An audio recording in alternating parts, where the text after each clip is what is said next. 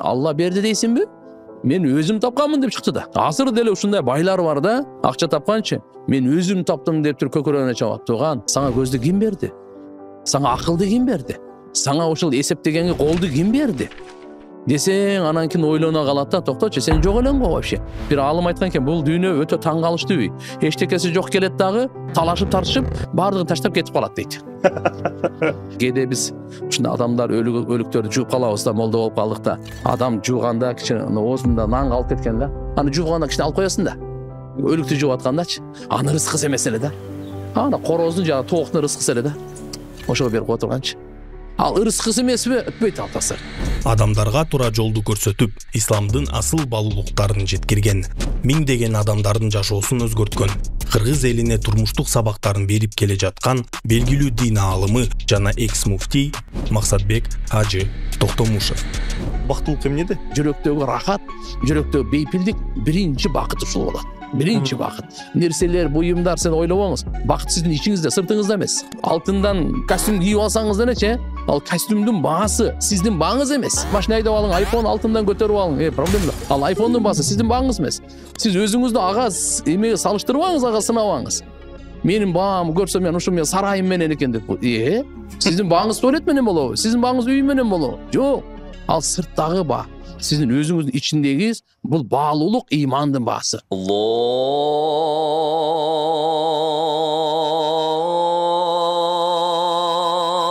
акбар, Аллаху акбар. Саламатсыңар биз урматтуу катталуучуларыбыз. Биздин жаңы чыгарылышыбызга кош келдиңиздер.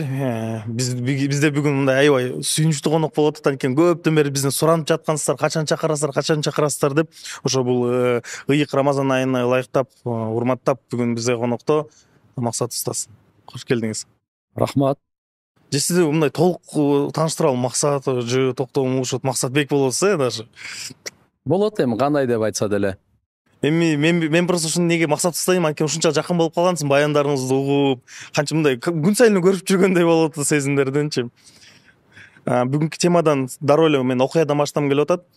Бир тааныш байкем бар болчу да. Ал мындай кичине кезинен бери намаз окуйт, исламга жакын, дайыма мындай ыймандуу адамдардын арасында болчу да. Анан бир учурда чоңойот, үй бүлөсү бар болот, аялы, балдары, алар өспүрүм болот. Бир учурда анан кетип калат, үй бүлөсүн таштап такыр. Кайка кетип калды десе, даватка кетип калат, өмүр бою даватка. Үй бүлөсү кыйналат, кадимки акчасы жок, аялын кадимкидей чыгып кетет. Анан аялы балдары менен издеп бир күн табат, барып туруп айтат: "Үйгө келбейсизби ата, ушун жардам болуп атат, окума керек" десе, ал адам сурагыла, менден сурабагыла деп жөнүп салат. Ошол жерден ыйлаган бойдон калат балдары. Ошондон бери мындай кадимкидей атасы жок калды да аларчы. Бул эми эмне маселеси, бул акча маселеси бар го, популярдуу сөздөрчү. Дүйнөнү ташташ керек. Дүйнө жарабайт деп. Ошону сизден сурайын деп атам. Өзү кандай тура?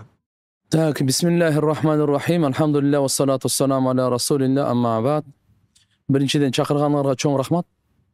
Экинчиден учурдан пайдаланып, жалпы элибизге Рамазан айдын ыйыктыгы менен куттуктап, жараткан Алла Таалам ошо касиеттүү Рамазан айдын берекелерин, нурларын баарыбызга насип кылсын. Негизи Рамазан айы оңолуун айы.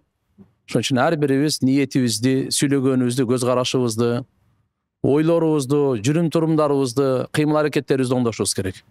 Оңолоюн деген кишиге Рамазан айдан башка ай мындай мүмкүнчүлүк жок да.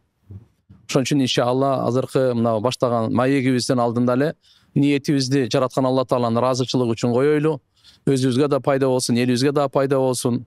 Ал эми азыркы сиз айтып кеткен окуяга айта турган болсом, эми бул сейрек кездешкен бир окуя деп айтсак болот. Даватка тиешелүү болгондон кийин даваттын эрежелери бар. Ал эрежелер каяктан алынган? Курандан, хадистен, сахабалардын өмүр баяндарынан алынган да. Ал жерде карай турган болсок, үй бүлөнү таштоо мүмкүн эмес. Наоборот, үй бүлөгө камкордук кылуу, аларга берген убактыңды, аларга берген мүмкүнчүлүгүңдү, мал мүлкүңдү сарптаганың баардыгы улуу сооп болуп атпайбы? Бул мүмкүн ага чейин эле үй бүлөсү менен келишпей калганы мүмкүн. Анан бул жактан келип туруп ошо кыйналгандыктан анан кийин чыгып кеткендир. Ошон үчүн карабай койгондуктур. Же болбосо анча-мынча туура эмес түшүнүүгө бир туура эмес өзүнүн пикирине түшүп алгандар. Эми кандай болсо деле адам баласы коомчулукта болгондон кийин сөзсүз бир кемчиликтер болуп калат экен да. Бирок буну биз ошо дааваттын кемчилиги деп түшүнбөшүбүз керек эч качан. Себептен дааваттын өзүнүн эрежелери бар, вот ошо менен. Дайыма мен мисал айтам да, жол ушундай түп-түз. Барып авария болсо жолдон күнөө эмес да. Ал уктап калган кишинин өзүнөн күнөө да алчы. Же болбосо ичип алган ал. Мейли, же болбосо өзүнүн напсысына бата албай катты айдап барып мисал авария болуп, жолдон эмне күнөө ал? Кудум ушундай бул дааваттын жол көрсөтөт, сизди оңолгонго жараткан Алла Таала жетип бейиштен орун алганга жол көрсөтөт. Вот ошол жолдо кеткендер машалла ийгиликке жетип атат.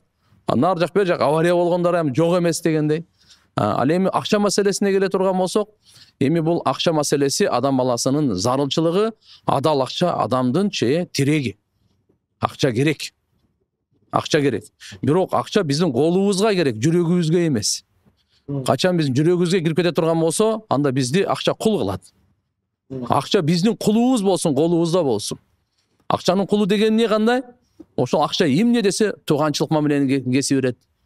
Досу менен душмандаша кетет. Ар кандай арам жага мамлекеттин динин деле сатып берет. Бул акчанын кулу бул. Акчанын кулу ошонун үстүнө түшүп калган. Ал акча биздин кул болсун, биз үчүн жаралган акча. Алла субхана ва таала хадиси кудусийде айтат: "Халакту дуnya ли ажликум ва халактукум ли ажли". Мен дүйнөнү бардык байлык мүлкү менен силер үчүн жараттым. Силерди ал үчүн жараткан жокмун. Силерди өзүм үчүн жараттым дейт. Мындай эмне маани чыгып атат? Бул биз үчүн жаралган.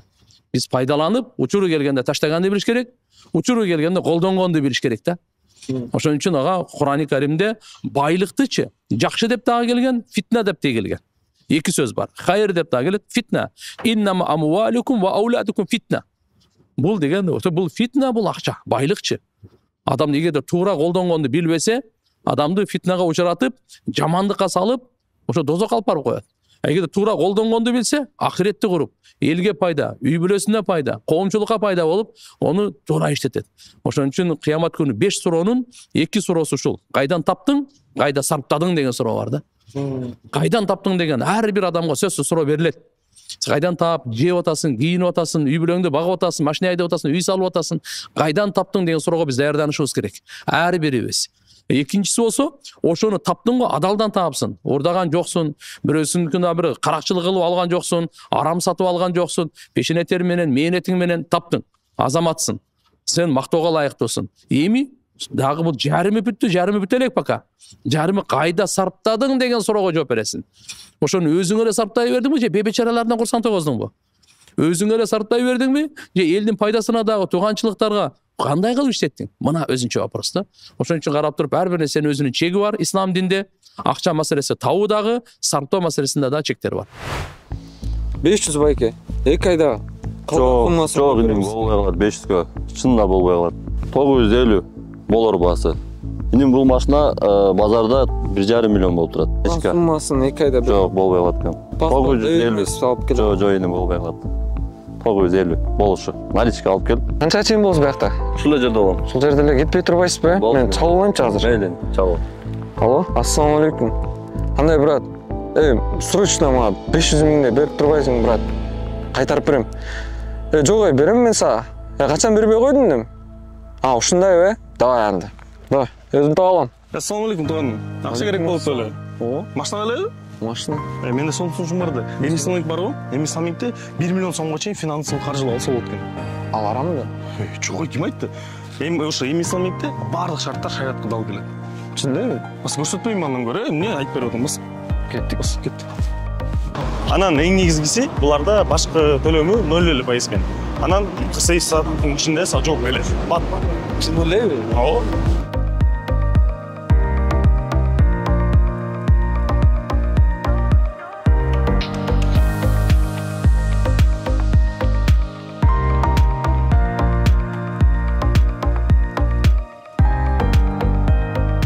Айттым менен байке алам деп. Мынакейин. Алла разы болсун. Жакшылыктарга мен. Ассаламу алейкум. Алейкум.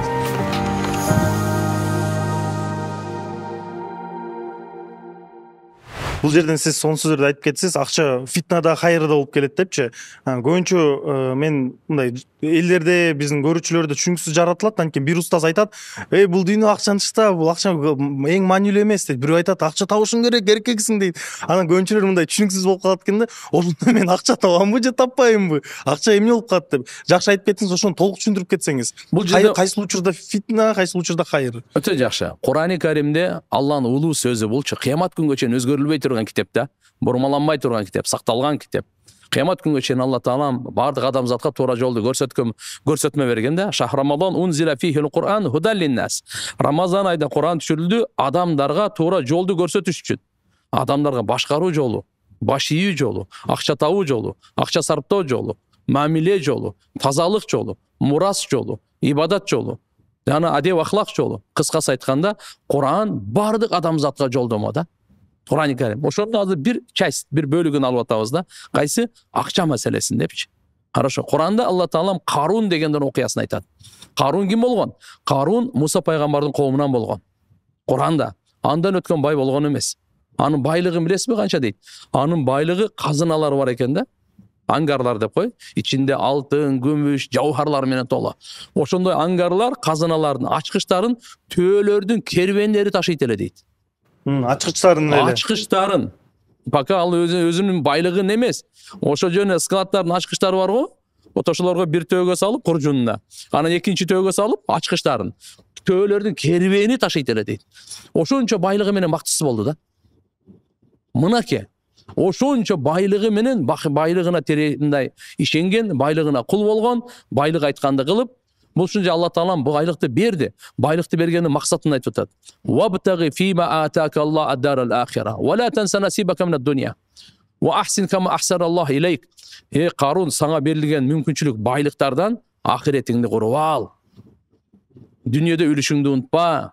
Сага Кудайым кандай жакшылык кылса, адамдар менен ошо жакшылыкты бөлүш. Адамдарга жакшылык кыл деп буйрук келип атат булчу. Бул тескерисинче кандай кылды? Муса пайгамбар айтты. Өзүңүз билесиз, исламда мисалы 5 фарыздын бирөөсү зекет, бирөөсү орозо тутуу дегендей. Байларга зекетти буйруган, кембагалдарды унутпагыла, аларга да берип тургула деп.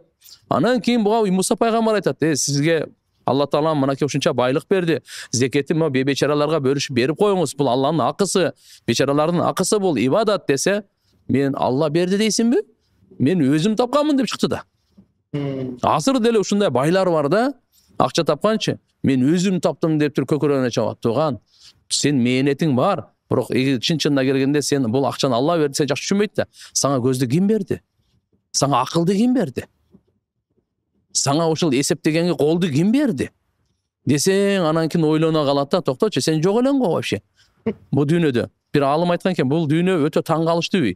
Эчтекеси жок келет дагы, талашып тартышып, бардыгын таштап кетип калат дейт. Эчтекеси жок келгенбиз да. Бирөө 1 сом алып келген эмес да бул дүйнөгөчү. Бирөөнүн колунда $1 келген эмес да бул дүйнөдө. Азыр бул жак келип алып эми талашат. Мына ар бир нерсеге талашат. Талашат дагы өмүрү ажалы бүттү да мунункучу. Бүттү. Бардыгын таштайт да кетип калат. Таң калыштуу үй деген да. Ошол сыңарында Карун анан кийин эмне кылды? Карун мындай кылды да. Бул мен өзүм билим тапканмын, кыйынмын деди дагы. Чото бул Муса мага кайра эле зекеттин аркасынан түшүп калды деп туруп, токто. Буга мен шантаж кылайын деп. Азыркы күндө да ушундайлар бар да. Сразу акча берди, заказ кылды. Кандай кылды? Жаманаттуу кылганга, азыр дагы адамдар ушундай көбүнчө байлар кылат да. Заказ жаманаттуу кылыш үчүнчү. Бияктан берет дагы жала жаап жаманаттырганга. Кудум ошо. Акчасы жоктор кыла албайт аны. Эмне кылат алар? Курсагын тойгозобу же башка заказ береби? Заказдын баарын байлар кылат. Короче, ошондой кылып туруп анан бергенден кийин Муса пайгамбарга бир өтө крупный заказ менен бир аялды даярдайт. Сулуу аялды. Сен айтасың, короче, мындай Муса мен менен ойноштук кылды, аягы суюктук кылды, жаман ишпе барды деп айтасың дейт. Шермендесин чыгарыш керек болуп атат. Муса пайгамбар, как обычно, бардык адамдар топтоп алып, Алланын өкүмдөрүн жетип, насаат, жакшылыкка чакырып, жамандыктан кайтарып аткан. Ошол кезде бир суроо бар деп аял туруп атпайбы? Кандай суроо десе, сиздин диниңизде зынанын өкүмү кандай деп суроо берди. Муса пайгамбар ачык айтты, ражим ташборонго алат деди. Анда сиз мен менен ошондой ойноштук кылдыңыз деп айта алды. Акчанын күчү айттырат экен да. Азыр да бүгүн ушинтип айттырып атат да. Акчанын күчү ушинтип айттырды. Ушундай жалааны айттырды. Муса пайгамбар ушундай сүрлүү, өтө каардуу пайгамбар да болчу.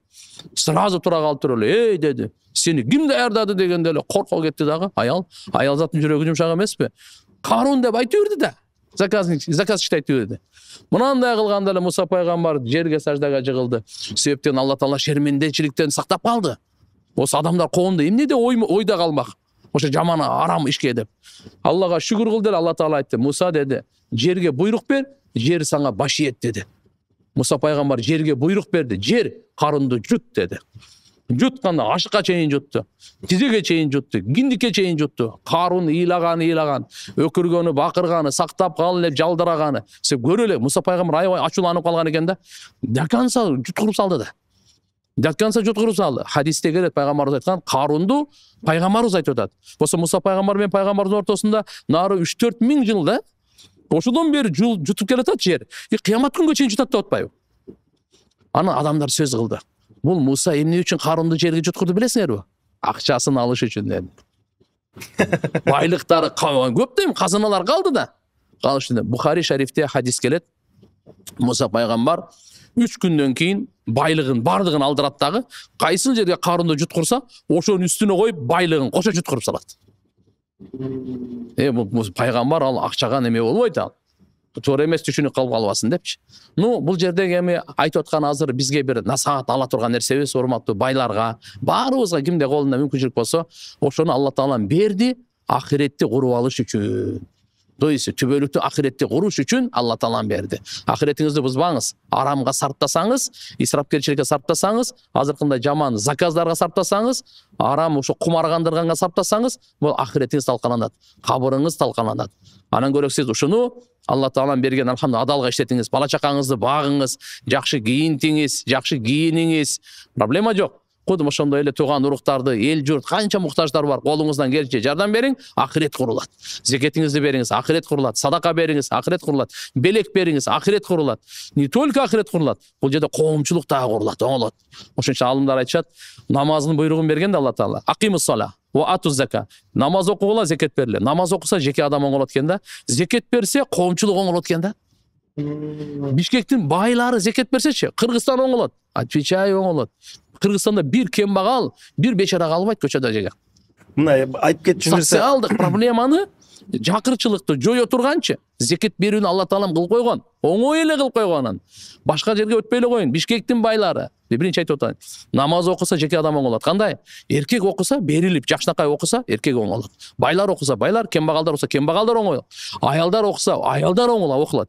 Жеке личность оңолот.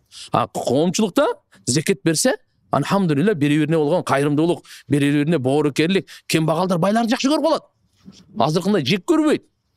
Азыркында аларга жамандык каалап, арганда мынандай топороң чыгарбайт. Эгер зекет бере турган болсо, Кудайым абалдыңды коет. Менче бул биздин эскертүү болду биздин көрүүчүлөргө. Биздин көрүүчүлөрдө мындай бизнесмен алектенген көп көрүүчүлөр бар да. Биз азыр сүйлөшүп сонун насаат айтып кеттиңиз да. Деги деле акча эмне үчүн жаралган депчи, биздин эң башкы максаты. Бирок эми адам экенбиз анда болсо да азыр көбүнчүлөрдө ой жаралды. Мен силерди точно билем. Акча качан келет? Кандай келет деп сөз түрдө по-любому акчаны самайт экен да. Да. Ислам боюнча акчаны кантип келет? Кантип тапса болот? Касбул халал деп коет. Адалдан мээнет кылып акча табуу бул ибадат. Исламда жөнөкөй эле акча табуу деп элемтип эле бир чекеге коюп койгон жок. Буну ибадаттын ордун берди. Ким адалдан пешенетер менен акча тапса, мейли, өнөрү бар, мейли, дыйканчылыгы бар. Ошон үчүн сөзсүз исламда кесиптик керек. Динде кесиптик керек. Динде кесиптик керек. То есть кандай? Дин кесиптикке үгүттөйт. Диндин өзүн кесип кылып алба. Давай, мен сага намаз окуп берем, акча бер. Ороза кармап берем сенин ордуңа, акча бер. Жоксо сүфтеп дем салып берем, ошо акча бер. Жаназаңа окуп берем, акча бер. Жок. Буну кесип кылба. Буну Алла үчүн кылып кое бер, таштап кое. Сен бул жактан кесиптикке үйрөн. Мейли, мык какканды үйрөнсөң деле. Мейли, жоксо сантехниканы үйрөнсөң деле. Кандай болбосун, сен бир өнөр ал. Бул кесиптик о пайгамбарлардан келген. Дауд пайгамбар, субханаллах, пайгамбар дагы болгон, бадыша дагы болгон. Бирок ошол бюджеттин акчасынан жебейт эле өзү. Алла Тааладан сураган, "Я Алла, эл эмне деп ойлойт? Мага кесип үйрөт." Болду деп Алла Таала темир кесибин үйрөтүп койду. Темир кесибин Дауд пайгамбардан калган темир кесип. мына бардык мына стройканын баары темир, темирси каяктан болот, эч нерсе болбойт. О кишиге ошо темир как пластилин эле болот эле. Анан ошолордо жабдыктарды жасайт эле. Үзөңгүлөрдү жасайт эле. Мына аттардын, мына ээр токумдарды ошо темирге жана ошол жихадка, согушка катышканга өзүнүн ушул баардык курал жарактарды жасайт эле. Бирок ол мынандай кылат эле. Канча өзүнүн үй бүлөсүнө жетсе, ошончо эле жасайт эле. Келери кечке ошонун аркасынан жүрүп албайт эле. Зарылчылыкка жараша жасайт эле, калган жасабайт. Мына чекти үйрөтүп атат да. Канча сага керек, всё. Кара тормуз бер. Болбосо сени бул дүйнө сормо. Сен тартып кетет, аркаң кайтып чыга албай каласың. Ошон үчүн аалымдар айтканда, дүйнөгө эми келгенден кийинче сөзсүз дүйнөгө аралашып жашамайынча мүмкүнчүлүк жок. Бул кеме океанда жүрөт, адам дүйнөдө жашайт. Бирок качан биз дүйнөнүн үстүндө турсак, анда Кудай кааласа жакшы жашайбыз. Кудай сактасын, сууну эгерде кеменин ичине кире турган болсо, анда өлдү. Бул дүйнө океандагы суу деген мисалын берип атат да. А биздин жашообуз кеме болуп атат да. Эгерде бул жүрөгүбүзгө кире турган болсо, кеменин ичине суу кирсе эмне болот? Чөгөт. Ошол бойдон кору болуп жок болот деген сөз. А сыртында боло турган болсо, керек. Себеп дегенде кеме сууда жүрөт, жердин үстүндө жүрбөйт да. Ошончо бизде келгенден кийин сөзсүз дүйнөгө аралашабыз. Каалайсыңбы, каалабайсыңбы, кийинишибиз керек, жешибиз керек, турак жай керек, унаа керек, улоо керек дегендей. Ошон үчүн ушуну шариятыбыз адал жолун пайгамбарыбыз көрсөтүп койгон. Ким пешенетерме? Пайгамбарыбыз айтканда, адал эмгек менен тапкандан дагы андан адалыраак рызкы жок экен да. Мисалы кандай? Бирөө белек берди. Бул да адал сизге. Муктаж болсоңуз зекет берди, адал. Тугандардан мисалы ата эне өтүп кетти, анын мурасынан акча келип калды. Сиз менет кылган жоксуз. Атаңыздык болчу. Всё, какой-то часть сизге келди баласына. Бул адал. Бирок билип коюңуз, өзүңүз колуңуз менен тапкан акчага жетпейт экен да, адалдыгы. Что значит? Чиймелеп тартыңыз, проекттерди чызыңыз, мык кагыңыз, тамак бышырыңыз, бирөөнү кишини отургузуп алып туруп машина менен таксовать этиңиз, адамдардын ден соолугун карап, тиштерин оңдоп, бышыгып туруп акча, бул башка нерсе болчу. Жосо дыйканчылык кылып кетмен чабыңыз, жосо бир жерден экинчи жерге товар ташып алып келиңиз. А бул тапкандын адалдыгы башкалардын адалдыгынан жогору турат да. Машалла. Устаз, рызкы маселесинде көбүнчө устаздар айтат, рызкың пешиниңе жазылган депчи. Рызкыны дуа менен, Кудайдан суроо менен көбөйтсө болобу? Жакшы суроо экен. Пайгамбарыбыз саллаллаху алейхи ва саллям айткан. Бухари шарифте хадис келет. Эненин ичинде 4 ай кезинде өзү адамдын жаралуусу мындай да, 40 күн бир тамчы суу болуп турат. Андан кийин этап өзгөрөт дагы, кийинки процесске өтөт дагы, канга айланат. Андан кийин 40 күн чайнала турган этке, коюлган канга чайнала турган этке айланат. Ушуну мынаны нутфа, андан кийин алак, андан кийин мудга деп бөлөт да. Анан ушул 4 ай канча болду? 120 күн. Бул 4 ай дейм да 40 күн, 120 күн болду. Бул 4 ай. 121-чи күнү буга жан салынат. 4 нерсе жазылат. Биринчи ажалы. То есть бул дүйнөдө канча жашайт? 100 жыл жашайбы, 50 жыл жашайбы, 87 жыл жашайбы, же 30-40 жыл жашайбы, же 10 күн эле жашайбы? Канча болсо дагы бул дүйнөгө келе элек өзү. Эненин ичинен чыга элек. Бирок кете турган убакыт дайындап калды. Срок. Бир. Экинчиси азыр сиз берген суроо. Ырыскысы. Ошондо эле жазылган ал. Канча ырыскы жей турганы ошондо эле жазылган. Үчүнчүсү анын амалы. Эмне кылат амал? Төртүнчүсү анын бактылуу же бактысыздыгы. 4 нерсе бул исключительно бул жазылган нерсе да. Эми ырыскыга жазылды ошо боюнча маселеге келе турган болсок, ал мынандай да. Ырыскыны сурасак, Алла субханаху ва таала берекесин берет, берекеси көбөйөт. А то, что жазылган, ал көбөйбөйт ал. Ал азайбайт дагы, көбөйбөйт дагы. Аны мына караңызда, алкымдан өткөндө рызкы деп айтат. Бир алымга айткан экен. Мен азыр ушуну бир жөөт суроо берген экен да. Ошо кыйынмын деп атат, мен ошого бир суроо берейин. Эгерде колумдан карап турса, ошо бир будайдын нанын кармап, мен ырыскымбы же ырыскым эмеспи деп суроо берем. Ырыскың десе, ырыскыңыз, ыргытып берем. Ырыскың эмес десе, сразу жеп алам. Түшүндүңүзбү? Деп алымга суроо берген экен. Ушу сен ырыскыңбы же ырыскың эмеспи деп. Ал айтыптыр, жесең сен ырыскың деген экен.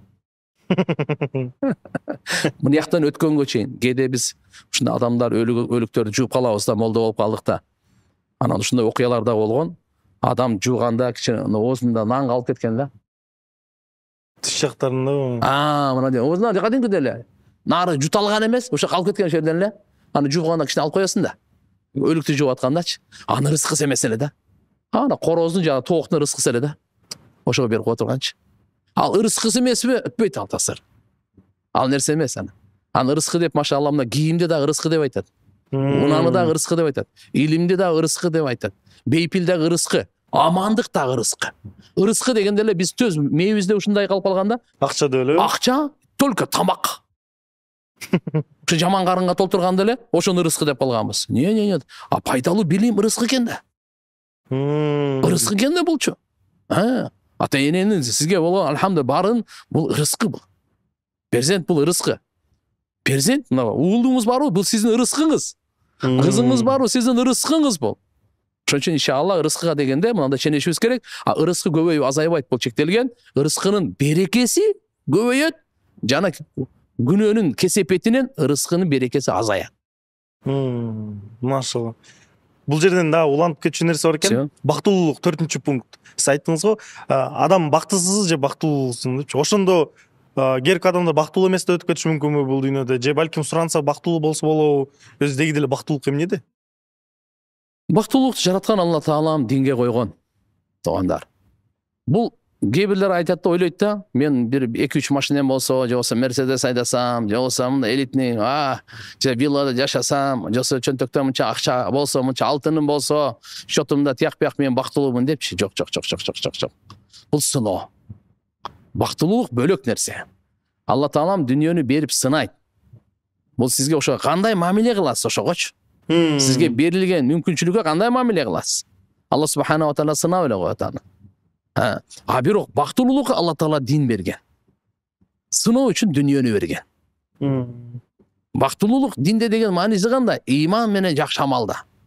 Сиздин жүрөгүңүздөгү ниет адамдарга, бир адам айткан экен, сен эгерде бактылуу болгонду кааласаң, башкаларды бактылуу кыл. Ошого жараша бактылуу болосуң. Биз адамдарды, туугандарды, көчөдө кыйналгандарды бактылуу кылып атасызбы сиз? Ошонун көңүлүн көтөрүп атасызбы? Кажетин бүтүрүп атасызбы? Ошону канча бактылуу кылсаңыз, ошончо бактылуу болосуз. Ошон үчүн негизи бакытты Алла Таала Кур'ани Каримде айтып койгон да. Куллу нафсин даиqatul maut wa innama tuwaffawna ujurakum yawmal qiyamah faman zuhsiha 'anil nar wa udkhila al-jannah faqad faz. Wa mal hayatud dunya illa mata'ul ghurur. Ар бир жан өлүмдүн даамын татат. 70, 80, 90 жыл, 100 жыл жашаса да сөзсүз келет. Кыямат күнү кылган иштерине акысы толугу менен берилет. Бу дүйнөдө канча жакшы иш кылсаңыз, толугу менен берилет. Жаман иш кылсаңыз, толугу менен берилет. Албетте жакшы иш толугу менен берилип токтоп калбайт. Алла Таалам аны көбөйтүп берет. Бул Алланын айкөлдүүлүгү. Жаман иш толугу менен берилет. Бул Алланын адилеттүүлүгү. Ошондон кийин айтат, ким дозоктун отунан куткарылып, бейишке киргизилсе, ушул адам бактылуу дейт. Түбөлүктүү бакыт. Бу дүйнөдөгү, албетте, бу дүйнөдө дагы ошо түбөлүктүү бакыттын үзүндүсү бар. Элеси бар. Кичине ыйман амал менен жакшы жашаса, Алла субхана ва таала алхамдулилlah жүрөктөгү рахат, жүрөктөгү бейпилдик биринчи бакыт ушул болот. Биринчи бакыт. Нерселер, буюмдар сен ойлобоңуз, бакыт сиздин ичиңизде, сыртыңызда эмес. Сиз мыналарды канча нерсе менен алтындан костюм кийип алсаңыз делечи, ал костюмдун баасы сиздин бааңыз эмес. Сиз алтындан нерсе, кандай нерсени машина айдап алың, айфон алтындан көтөрүп алың, проблема. Ал айфондун баасы сиздин бааңыз эмес. Сиз өзүңүздү ага эмеге салыштырбаңыз, ага сынабаңыз. Менин баам көрсө мен ушу мен сарайым менен экен деп. Сиздин бааңыз туалет менен болобу? Сиздин бааңыз үй менен болобу? Жок. Ал сырттагы баа. Сиздин өзүңүздүн ичиндеги бул баалуулук ыймандын баасы.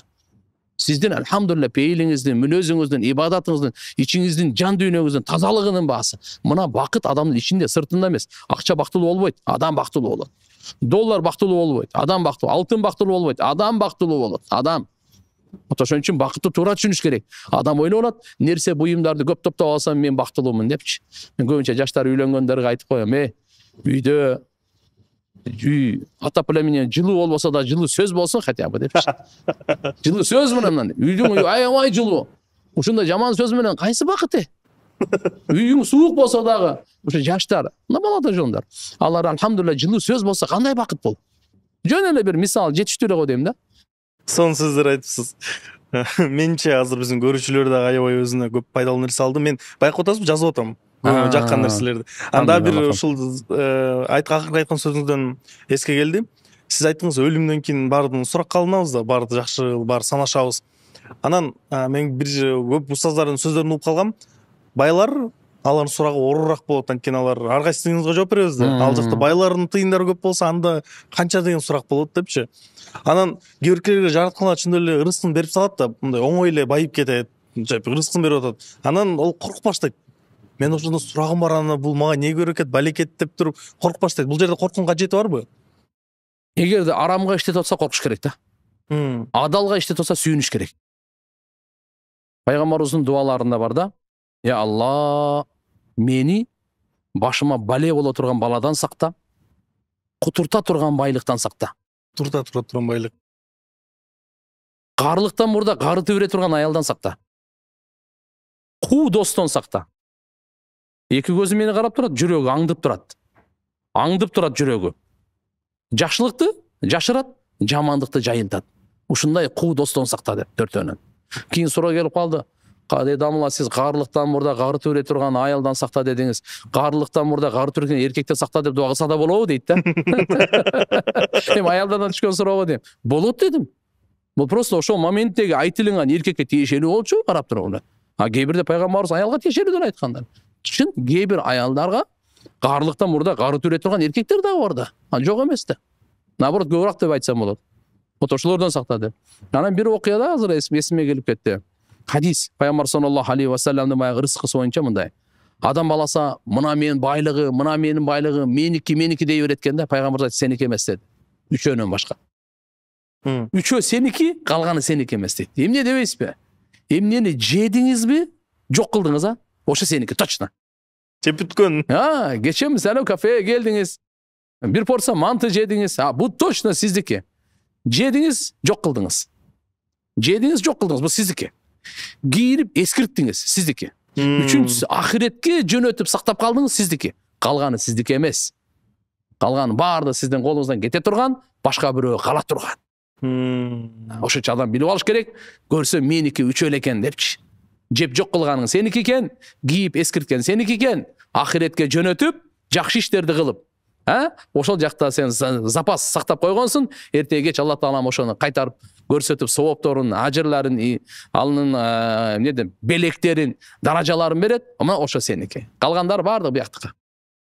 Устаз, аялдар тууралуу сөз болуп кетти, суроо бербесем болбойт. Махыр тууралуу кээбирки азыр көпчүлүк эле интернеттен кыска роликтерди үзүндү угуп ошондон сабак алып калышкан заман. Кээбирки жерде үзүндү да айтат, болушунча сура деген сөздү кыркып алып, ушинтип жөнөтө беришет бири-бирине. Махыр көбүрөөк сурады. Махыр көп болбош керек дейт. Ушунун туура жагын айтып кетсеңиз. Машалла. Ислам динибиз керемет да. Просто садаган кетейин десек болот да. Ушунча субханалла аялдын укугун сактаганда таң каласың. Ар бир мусулман кыз, келин, ким болсун аял, мусулман аял заты, ар бир мусулман аял затка үйлөнгөнүп атканда, эми ошол сага жубай болуп келип атат, сен андан пайдаланып, рахаттанып атасың, ошонун акысын берип кой деген да. Ошонун акысы махры. Кыргызча калың. Келгенде, ошон үчүн мурунтан бизде ата бабаларда кыздын калыңы канча болуптур? Кыздын калыңын бычып турбу? Кыздын калыңын берип турбу? Деп эле келгенде, ал эмне деген? Ошо кызга тиешелүү. Ошонун акысы. Ошон үчүн кыздын калыңы деп айтылып келгенде, аны мейли аны алып туруп ата энесине берсе болот, туугандардан башка. Бул өзүнчө вопрос го. А бирок сиздикини азыр айтып аткандай, пайгамбарыбыз айткан, эң бактылуу кыз өзү сулуу, калыңы арзан дегенде. Өзү акыл эстүү, диндеги сулуу, бирок калыңы арзан деп атат. Ошол жерде мынакей турмушка чыгып аткан кыздарга айтып койсок болот, жакшынакай кылыпчы, калыңга эле көздөй бербе. Сен негизги алхамдулилла иманга, келечекте үй бүлө куруп, имандуу үй бүлө куруп, бактылуу жашап, жакшы ушул перзенттүү болуп аларды тарбиялаганга көңүл буруш керек. Албетте эми совсем эле жок кылбаш керек. Мисалы пайгамбарыбыз саллаллаху алейхи ва саллям хадистеринде көптөн келет. Эң аз махр ал 10 дирхам деп келет да. 10 дирхам азыр эми өтө эле аз да бул. Bir 2,5 ming so'mдун тегерегинде да. Мисалы жогору жагы мисалы чеги жок туура. Бирок Фатима энебиздин турмушка чыккан махырына укуя менен саналып келген ал убактарда. Ушул кезде өткөндө биз санаганыбызда мына ол күмүш, алтын немелери менен чечагып санаганда где-то bir 100 миң сом тегерегинде. 100 миң сомдук калган. 100 миң сомдун тегерегинде. Биздин таластык кыздарыбыз кымбатыраак болуп калат окшойт анда. Ушундой болуп атабы? Ошого да. Да. Басын түшүш керек экен. Мына ушул эми бул Фатима энебиздики да. Ошон үчүн ушунун берекеси болот эле. Мүмкүнчүлүгү барлар 100 миңдин тегерегинен ашпасын демекчимин да. Мүмкүнчүлүгү жоктор 2,5 миң сомдон ылдый түшпөсүн демекчимин да. 2 миң сомдон 2,5 100 миңге чейин барсын болду. Берекенин баары Фатима энебиз. Ошон үчүн махру Фатима дейт. Ислам шариятта терминология бар. Махру Фатима. Кадимкидей. Фатима энебиз бейиштеги аял затынын канышасы. Саййидату ниса ахли жанна. Фатима энебиз пайгамбарыбыздын боору. Ошондой машалла улуу зат. Машалла ошон махр коюп аткандан кийин ал канча 100 миң тегерегинде. Ошодон кымбаттап алса да. Мен сурооңуз бар, бериңиз. Көчөдө садака сурап жүргөндөр болуп калат. Могу чоң жолдун боюнда көбүнчө машина айдап жүргөндө шам учурунда баягы көрүнбөй калат. Ошолор мындай коопсуздук жаратабы? Ошолорго кандай мындай кой десе болобу? Бар эле баягындай Кудайдан коркуп эле унчукпай коет да, даже ГАИ кызматкерлеричи. Ошону кандай чечсе болот? Биринчиденчи, тилемчилик жакшы эмес. Шариятыбызда жакшы көрүлгөн эмес. Берген кол дайыма алган колдон жакшыраак. Bir күндүк ырыскысы болсо, бүгүнкү тамагым бар, эртеңкиге жок, ага сураганга уруксат эмес. Шарияттын биринчи эрежесин түшүнүп алалы.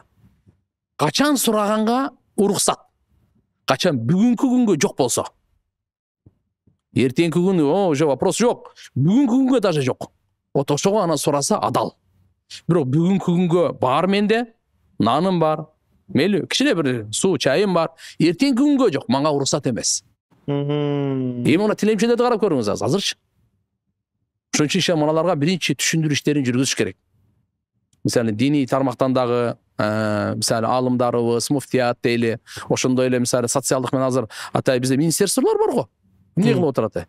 Вот ошолор акын алхамдулилlah карап туруп, анан ошол жердеги дамкомдор бар, башкалар бар. Кайсы көп эмеде перекресткта турган болсо, ошол жердин тегерегиндеги немелер бар. Жакшы түшүндүрүүнү иштеп, чындап эле ачкабы, ачка эмеспи? Ачка болсо каралашыбыз керек, беришибиз керек. Жөндөн жөн эле бекер эле мындай окатка көнүп алган, анан бул жакшы эмес да. Бекер окатка көнүп алган да жакшы эмес. Жалкоолуктан пайгамбарыбыз күн сайын эртең менен кеч пана тилейт эле. Бир. Экинчиси бул мамлекеттинчи мындай өнүккөн мамлекетке жакшы көрүнүш эмес да. Тилемчиликчи жакшы көрүнүш эмес да. Мен билбейм, мына мурда муфти болуп турганда Азербайжанга барып калдым, башка эми тияктардан чамчалары барып калдым. Көчөлөрдө тилемчилер көрбөдүм да. Ушу мисал катарында мүмкүн болор чыгар, мүмкүн мага көрүнбөгөндүр. Бир бизде көп да. Анан азыр сиз коопсуздук жаратып атпайбы деп жаратат конкретно. Жамгырларда караңгы болуп калганда уруп кетет деп алар тим более жолдун ортосуна чыгып алып атпайбы? Мыналар коопсуз жаратат бул. Анан кийин булар эми аларга тиешелүү. Аларда бир Кудайдан коркуп ырыскысы болгондон кийин бүттү. Бирок ушуну атай ушундайлардын баардыгын эмеге списокко алыш керек. Мен ойлойт элем да, мамлекет камкорлук кылыш керек дагы, списокко алып, действительно ооруйбу, эчтекеси жокпу, барып, чекер акчактардан бир квартира бериппи, бир швеяга жумуш бериппи, иштетиш керек буларды. Ошо менен жоюш керек деп атам да. Мен бир сунушум да катарымда колдон келсечи. Анан кийин экинчи бизге окшогон, башка элибизге окшогон бергенгечи ошону жиркпеңиз, какпаңыз, урушпаңыз. Бергиңиз келбейлү, жаман сөз айтпайлы кетип калың болду. Сен аны колу башың бүтүн болуп туруп мына деп эме кылып нотация айткандар бар да. Анда жакшы эмес да. Бергиң келсе бербей эле кой. Бирок биздин устазыбыз айтат эле, Кудайдын атына, Алланын атына бер десе, берип кой дейт эле да. Сен аныкын ар жагын ичин текшерип отурба. Ал байбы, кембагалбы, жөн эле сурап атабы, кызыктырбайт. Кудайдын атын айттыбы, ошонун урматына 1 сом берип кой. 5 сом берип кой, 10 сом берип кой, 20 сом, хоть сенин колуңдан канча келсечи, буга сен сооп аласың. Эгер ал туура эмес акча таап аткан болсочу, ал өз күнөөсүн алат. Бирок чындап эле көзү чачыраган болсо, сени каккан болсоң, чатагы болот анда. Анда ошол ишин билбейбиз да.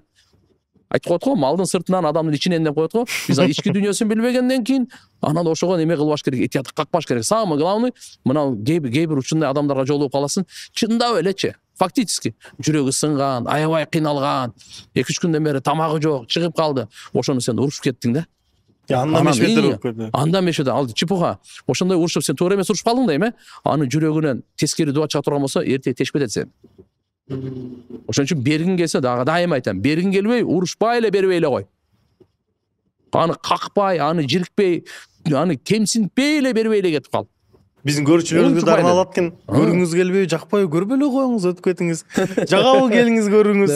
Ушундайды бул дүйнөнүн оңой эле. Ооба. Ошон үчүн иншалла мына жердеги садака кайыр сурагандарга ошо менин өзү жеке сунуштарым ушундай. Аларды жакшынакай тизмеге алып, ошолорду камкордук кылып, без проблем. Жардамды бериш керек. Бирок азыркындай жолдор менен эмес, жумуш менен да камсыздап, эгер чындап эле оорукчан болсо, бир айына канча кетет тамак ашына. Ошончо кылып чыгарып ушундай кылып туруп жойсо болот да, түшүндүрүү иштери менен. Биз ушул могу сурап жүргөн, кыйналып жүргөн туугандар жөнүндө сүйлөшүп кетпедикпи? Биз деги деле подкасттын башында мындай байлардын тарабынан баштадык да. Эми мындай кедейлердин тарабынан баштабайлыбы? Анткени мен көп адамдар кездешкем, айтат да, ну не получается дейт. Эчтеке кылып албайм, мындай иштеп көрөм, жакшы иштеп көрөм, такыр бай болбойм, үй бүлөм бак албайм, же жумуш колумдан келбейт. Эмне болгон мага деп көбүнчө адамдар ушинтип өзүнүн үмүтүн үзгөнсүйт да. Сизге деле андай сөздөр арналган болуш керек. Бул капа болушпасын, дүйнөгө ачкөздүктүн эле натыйжасы. Жакшы угуңуз.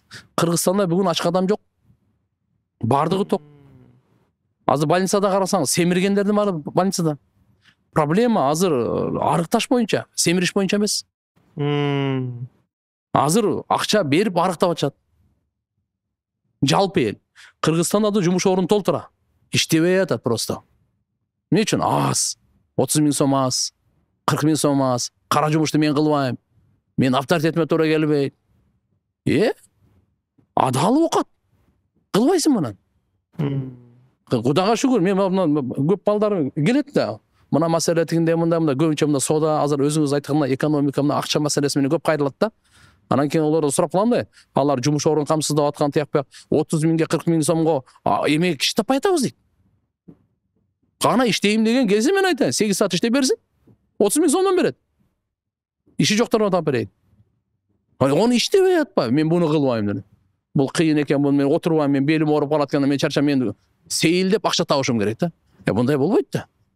Кичине адам машалла курбанчылык кылыш керек, мээнет кылыш керек, кыйынчылык мейли. Уборчысы болсо, тазаласа, бирөөнүн бир буюмун көтөрсө, бул уят нерсе эмес. Уурдагандан көрөк бул уят нерсе эмес бул. Кембагал болуп, абийирин сактаган бул жакшы. Бай болуп, абийирин төгүп кор болгондон көрөк. Ошон үчүн ишенем мына жерде мен жеке айтатмын, анча-мынча оор тийген болсо кечирип койсун. Бирок караңыздар, бул жөн эле жалкоолуктан или азыр кандай 30 000 мага болбойт, мен 100 000 сом табышым керек. Ошон үчүн ишим жүрүшпөй атат. Аздан баштай берсең Кудайым береке берет. Исрапкерчиликтин эшигин жапмайынча, тешигин бүтөмөйүнчө бизде эч качан береке болуп оңолбойбуз. Мындай да, бир чакагын түбүн тешип коюп, үстүнөн суу куя бергендей, же сүт куя бергендей да. Тигин тешикти бүтөп кой. Биз азыр караңыз, кандай жегенибизди караңыз. Пайгамбар саллаллаху алейхи вассалам 3 ай эт жеген эмес. 3 ай. Эт эмес, тамак жеген эмес. Айша энебиз айтат разияллаху анха. 3 ай өтүп кетет эле, моорудан түтүн чыкпайт эле, казанга от жагылбайт эле, тамак пышпайт эле деген сөз. 3 ай. Биз азыр бомуждар андай эмес. 3 күн буларды курсак ачка өтпөйт. Биз эмнеге дагы мына эме кылабыз? Аңколонуп, мындай ыйлап, жакшы эмес болчу. Пайгамбарыбыз анан Айша өзүнөн сурады да, ошол кезде канча жайт элеңер деди. Казанга тамак, казанга от жагылбаса, тамак пышпаса, алал асвадайн. Эки кара нерседе. Карандай суу, кара курма. Курма менен эле, суу менен эле 3 ай жашашты, уурулукка барган жокко. Тополоң чыгып көчөдө тилемчилик кылган жокко. Же болбосо дагы митингге чыгып тополоң кылган жокко. Мисалы, мен ачка калдым деп. Пайгамбар саллаллаху алейхи вассалам үйрөтүп койду. Каниет улуу баалуулук, улуу байлык. Эгерде элибизде каниет келе турган болсочу, бүгүн Кудайга шүгүр. Ушундай жашоодон наалый турган болсок, Кудай сактасын. Ал дасторконубуз толо, тойлорду көр. Азыр мен субханалла, эмне деген дасторкондар карап туруп, субханалла, я Алла деп бир жагынан ушунча берип атканыңа шүгүр, экинчи жагынан ушуну кайра алып койбо деп коркуу дагы бар. Исрап кыла бере турган болсоң, Алла алып коет. Могул айтып атпайсыз, көбүнчө жалкоо болуп калды, иштегиси келбей атат депчи. менде ой пайда болду, бул эмнеден алар бир пример көрөт да, менин деле өзүм досторум бар, кээ биркилер менен урушуп кутулуп албай койгом да. Сен иштей баштай бер 10 000 сом зарплата, сиз жакшы болду сөздөрүңүздү ырдып коем анан аларга көрүп болсун деп. Кичинеден баштай берсин. Ошо. Кара. Мына тамчыданчы көлү болот, туурабы? Буну баарыбыз билебиз. Баарыбыз бир сразу үй курулбайт, бир кирпичтен коюлат. Кудай кааласа 10 000 сом болот, 15 000 болот, 20 000 болот, 30 000 болот. Таквалык менен Кудайдан коркуп, ырыскынычы саар кеч истигфар кылып, күнөөгө барба, мээнет эле кыла бергин. Алла точно ант ичип айта алам. Алла таалам сени эч качан кем кылбайт, сага жетишерлик ырыскыны берет. Ошо. Достор, угуп алдыңар. Демек, мен аз да уланып кеттим келип атат. Алар сурагам да, неге сен дароо 100 000 сом таба албайсың, дароо 200 000 сом эч ким төлөбөйт, сен эч кимсиң азырынча, сен үйрөнүп барышың керек десе айтат. Жок, бунда тиги блогерлерди көрсөтөт да, бул ушундай жетишти, мына карасаң бул деле бат байып кетиптир, мына бул бат эле бул жактан байып кетиптир деп. Мен анан ойлоп койдум да, биз ошондо өзүбүз ошол бизде мындай блогер кылып соц тармакта жүргөндөр балким биз туура эмес мындай пример көрсөтүп атабыз. Балким биздин коллегаларыбыз, кесиптештерибиз туура эмес көрсөтүп атат пример. Бул ыймандын кемчилдиги. Пока биз ыйманга мээнет кылып орундатмайынча каниет келбейт. Азыр биз адамдардын байлыгын санаганга өтүп алганбыз. Кепкасы канча сом, майкасы канча сом, кечиресиз да, мисалы, ич кийими канча сом, анын таз сааты канча сом, туфлиси эмне кереги бар аны? Канча сом алтындан кийип алса да ошо менен бактылуу боло беле. Сен жүрөгүңдө каниет менен толтургун, бирөөнүкүн санаба сен. Мына ошол пайгамбарыбыз айткан саллаллаху алейхи вассалам, дүйнөдө өзүңдөн жогорун караба. Шүгүрсүз болосуң. Өзүңдөн төмөндү кара. Ошо сага берилген неимат, мүмкүнчүлүктөргө, Кудайга шүгүр. Алхамдулилля деп айтасың да. Ошо байлардын канчоосу уктай албайт, билесиңби? Дары менен уктайт. Сендеги бар ден соолук анда жок. Сен ойлоп атасың ошонун байлыгы мынандай депчи. Сен спокойно байлыгың аз, ошого проблемаң аз. Байлык көп, проблемасы көп. Ошого жараша бар. Ошон үчүн байды көбөлөп эңсей бербеш керек бул. Карун да ошо байлыгында адамдар эңсейт эле. Ушундай бактылуу адам бизде болсо гана деп, жерге сорулуп кеткен деген айтты. Кудай сактасын ушунун байлыгынан деп. Ошон үчүн иншалла байлык бизге башыбызга бале болуп келбесин. Ошон үчүн азыр айтарым, алхамдулилля бул керек, бирок карап туруп, сизге өзүңүзгө алхамдулилля мындай кандай десем, жөн эле ылайдан үйдө болсоңуз дагычы, ылайдан үйдө жашасаңыз дагы жыртык кийим кийбей калдык го биз. Жамачык кийимди Хазрет Умар халифа болуп турганда 17 жерден жамагы бар. Бирөө дагы ошо жөн материал менен, бирөөсү кожа менен. Жамак бар го, жамак кожа. Халифа. Алтындар кырманда турат, монеталар. Кырманды билесиз да? Мурда иншалла биз кырманга баягы жүгөрүлөрдүн кырманына барат элек. Бул жагынан нар жакты көрбөй каласың да. Анан балдар менен жүгөр атыш ойнойсуң да. Нар жагы. Хазрет Умардын доорунда алтындын кырманы болгон. Мынандай үйүлүп калган. Ал жоктугунан эмес, зохот, заиттыктан. Строгий образ жизни. Мынандайны бекем кармап турчу. Сатказам, мына бир наслаждениялардын отказ кылып турчу, нафсыны кой деп. Ошон үчүн иншалла туугандар бир каниетке чакырат элем да. Мына каниетке чакырат элем. Бир нерсени кошо кетейин. Исламдын дагы ушундай эрежесине вообще айланып кетейин да. Байларга буйрган, кембагалдарды издеп барып бергиле деген. Эй байлар. Издеп барып таап бергиле, аны чакырып бербе. Барып деп. Кембагалдарга айткан, байлардын үйүнө кадам баштабагыла. Кадам таштабагыла, вообще барбагыла аларга. Депчи, буларга барбагыла деген өкүм, буларга издеги деле өкүм. Караңыз, кандай бактылуу болмакта, кембагалдын абири сакталып калмак. Бай машалла берип туруп, ал шүгүр кылмак. Менин ошо фарыз зекетимди аткарганга ушу киши себеп болуп атат. Алла, мен буга жакшылык кылган жокмун, бул мага жакшылык кылды наоборот. Деп рахмат айтыш керек Алла Таалагачы. Мына исламдын философиясы каякта жатат. Биз азыр тескери кандай болуп калдык? Кембагалдар, байлар качкан менен убара, кембагалдар алар таппай убара. Мынандай аркасынан мындай болуп калды, тескери болуп калды. Акча бер деп. Өздүң негизи эле сиз мындай өзүңүздү неге сизди көп көрөт анткени мындай кандай десем, мужественный пример болуп калгансыз го. Бир видеоңузду карасаңыз бокстон бушан уруп коесуз. Бирине карасаңыз жана атын минипчи.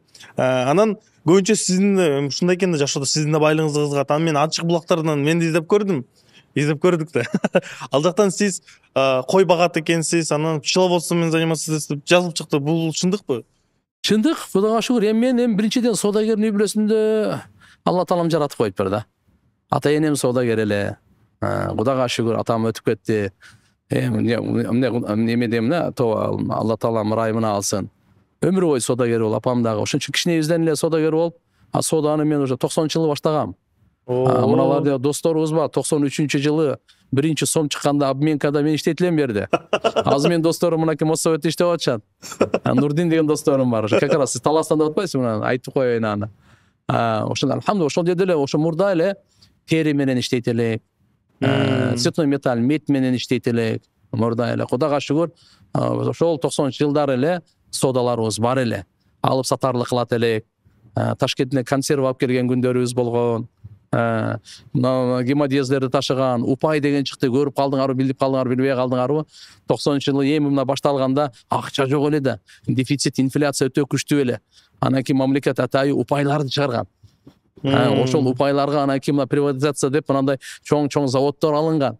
Анан түштүктүн упайы мына көпчүлүгү билет, мени жалганга чыгарбастып, упайын мен бияка алып келчүмүн бардыгын. Андан кийин мына Өзбекстан, Тажикстан, Казакстанда ушундай бизнес кылып жүрдүк 94-95-жылы. Бул жактан ун алып барат элек, ал жактан темир алып келет элек дегендей.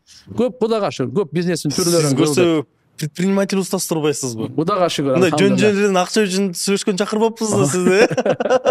Машалла. Кийин дыйканчылык кылдык эстегенде, гектарлап капуста эктик. Анар алып келдик ошончо километрлерден. Будан 30 жыл мурда. 95-жылы. Эмнеге мынчалык ар кандай бизнестер сынап көрдүңүз? Эми себеп дегенде азыр кайсыл жактан эми карап көрөт элек да, мындай пайдалуу болсо ошол жака урунат элек да. Бирок башында карап мен да лепешка саткам. Мына көчөдө мына Московский Моссовет бар го, ошол жерде лепешка сатат элем. Арданбай эле чыгып эле. Мындай эле кадимки лепешка сатат. Алхамдулилlah, бир тандырдан аласың, ал жерге алып келип сатасың, үстүнө кичине акча коюп. 92-жылдар ушуну лепешка сатчу эле. Анда кыйын мезгилдерде деле эч немеси жок эле. То есть иншалла анан кийин анан өзү биз балары менен ошо көптөн бүгүнкү күндө деле алхамдулилlah балчиликтерибиз бар. Ошолор менен деле ошо эме балдарды Пакистанга деле алып барып сатып аттык, Саудияга алып барып сатып аттык, өзүбүздө деле сатып аттык. Бүгүнкү күндө деле алхамдулилlah бир канчасына белек беребиз, өзүбүз жейбиз, сатабыз. Эми сода менен эле Кудайга шүгүр учурларда ар кандай тармакта иштеп көрдүк сода боюнчачы.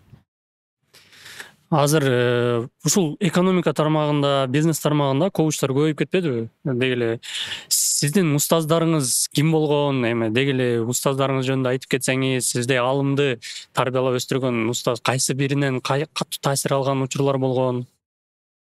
Алла разы болсун.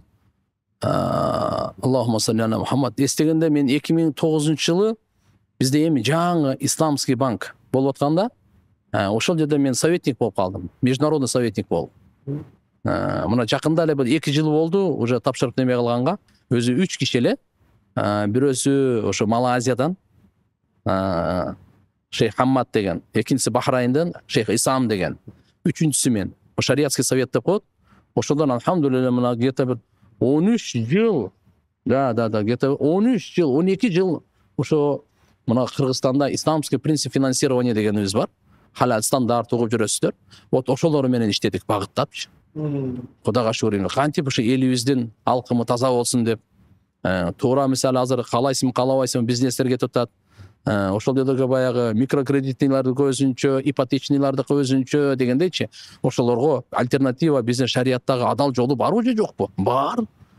Еще кандай пайдалуу, берекелүү, туура эки жакты тең эске алып деп ушулар менен көп иштеп келдик. Анан эми сода боюнча эми негизги биринчи устазыбыз өзүбүздүн атам. Алхамдулилlah ошо сода апам эсимде. Ошондо бир кичине өтүк берген эле, где-то 17 штук өтүк берсе керек эле 90-жылычы. Балам ушу менен сатып неме кылып ал депчи. Ошодон кийин анан уюткусу ошол болгон да, 17 өтүк болгон да. Анан кийин мына азыркы айтып атканыбыз Кудай рахматы Махмановый деген дамыл өтүп кетти. Ол ошол Баткенден болот эле, Раутковод деген жерден. Анан тери менен иштеп калдык 94-жылдарычы. Ошол жактан Ленинабад, Душанбелерден бияка алып келип калдык. Вот ошо дамыладагы машалла ошол убактарда мен динденим түшүнүгүм бар эле, анча көп эмес, ал дамыла болчу. Анан ошол дагы машалла багыттап мындай болсо депчи. Аны көп нерселер алардан көрдүк. Анан негизги өзүбүздүн чоң устаздарыбыз Шейх Такый Усмани, Дамат баракатов, Алла Таала өмүрүнө береке берсин. Бүгүн белгилүү аалым, бүткүл дүйнөдө исламский финансинг боюнча, исламский банкинг боюнча андан күчтүү аалымдарды биз билбейбиз, мисалы мүмкүн болор чыгар, бирок болбот десе да биринчи пятерка кирет десек адашпасак керек. Өзгөчө, алхамдулилля, ушуларга маркетинг боюнча өтө күчтүү. Вот ошо кишилерден машалла убагында барып окуп, алардан иншалла таалим тарбия алып, вот ошолордон сабак алып келгенбиз ушулар. Устаз, ушул сода жөнүндө сүйлөшүп кетип атпайбызбы?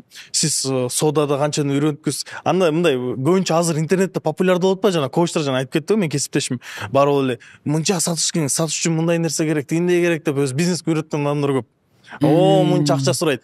О, сизден алалычы ошол, алар да акча төлөп эме кылганы көрүп, сизден үйрөнсүнчү. Сода бекер эле. Бекер эле. Сода тура жүрүш үчүн, жакшы болуш үчүн, акча келиш үчүн эмне кылыш керек экен ошондо?